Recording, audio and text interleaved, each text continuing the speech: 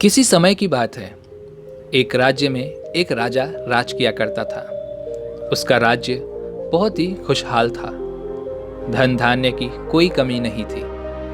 राजा और प्रजा खुशी खुशी अपना जीवन यापन किया करते थे। लेकिन एक वर्ष उस राज्य में भयंकर अकाल पड़ा। पानी की कमी से सारी की सारी फसलें सूख गई। ऐसी भयंकर स्थिति में किसान राजा को कोई लगान नहीं दे पाए। लगान न मिलने के कारण राजस्व में भी कमी आ गई और राजकोष खाली होने लगा।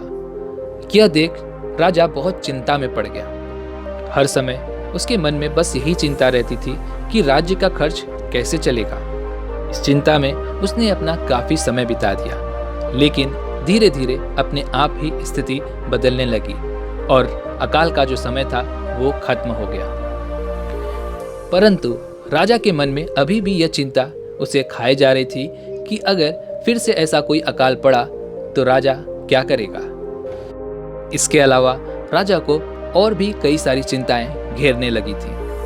पड़ोसी राज्य का भय, मंत्रियों का षड्यंत्र जैसी कई चिंताओं ने उसकी भूख, प्यास और रातों की नींद छीन ली थी। वह अपनी इस हालत से बहुत परेशान हो चुका था। किंतु जब भी वह राजमहल के माली को देखता तो बड़ा आश्चर्य में पड़ जाता। दिन भर वह मेहनत करके रूखी सूखी रोटी खाता और रात के समय पेड़ के नीचे बड़े मजे से सोता। कई बार राजा को उससे जलन होने लगती। एक दिन उसके राज दरबार में एक सिद्ध साधु पहुंचे। राजा ने अपनी समस्या साधु को बताई और उसे दूर करने का सुझाव मांगा। वह साधु राजा की इस समस्या को अच्छी तरह से समझ गए थे। वे बोले, राजन, तुम्हारी चिंता की जड़ तुम्हारा राजपाट है। अपना राजपाट पुत्र को देकर चिंता मुक्त हो जाओ। इस पर राजा बोला, गुरुवर, मेरा पुत्र मात्र 5 वर्ष का है। वह अबोध बालक है। राजपाट भला कैसे संभालेगा। तो फिर ऐसा करो कि तुम अपनी चिंता का भार मुझे सौंप दो। साधु बोले। राजा तैयार हो गया और उसने अपना राजपाट साधु को सौंप दिया। इसके बाद साधु ने पूछा, अब तुम क्या करोगे।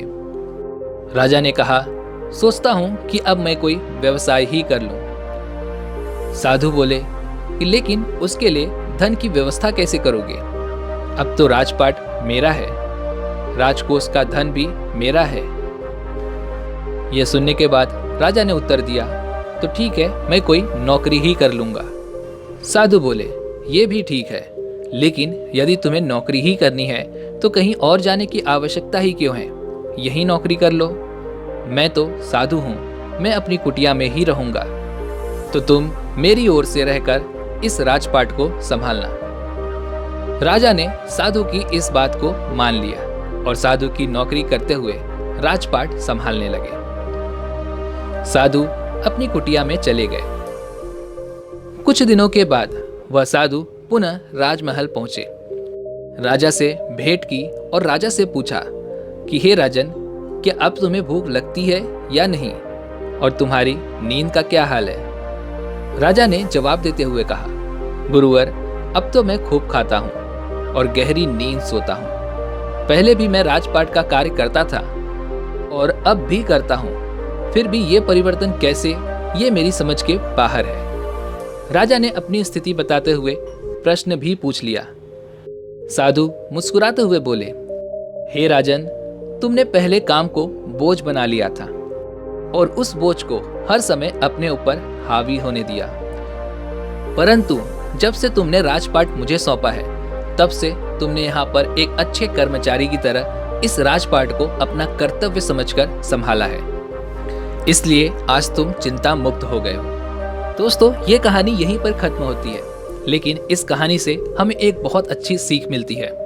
जीवन में जो भी कार्य करें उसे अपना कर्तव्य समझकर करें, ना कि बोझ समझकर। अगर हम काम को बोझ समझ लेते हैं तो निश्चित रूप से हम उससे दूर होते चले जाएंगे और हमारा काम हमारे लिए एक चिंता का विषय बन जाएगा, जिसकी वजह से हो सकता है कि आपको भी नींद ना आए, भूख ना लगे और दिन भर हमेशा बस चिंता ही सताती रहे। लेकिन अगर आप अपने काम को कर्तव्य समझकर करते रहेंगे तो वह काम आपको बोझ कभी भी नहीं लगेगा, बल्कि वो आपको अपना एक कर्तव्य ही लगेगा। और यही एकमात्र तरीका है जिससे आप चिंता मुक्त हो सकते हैं।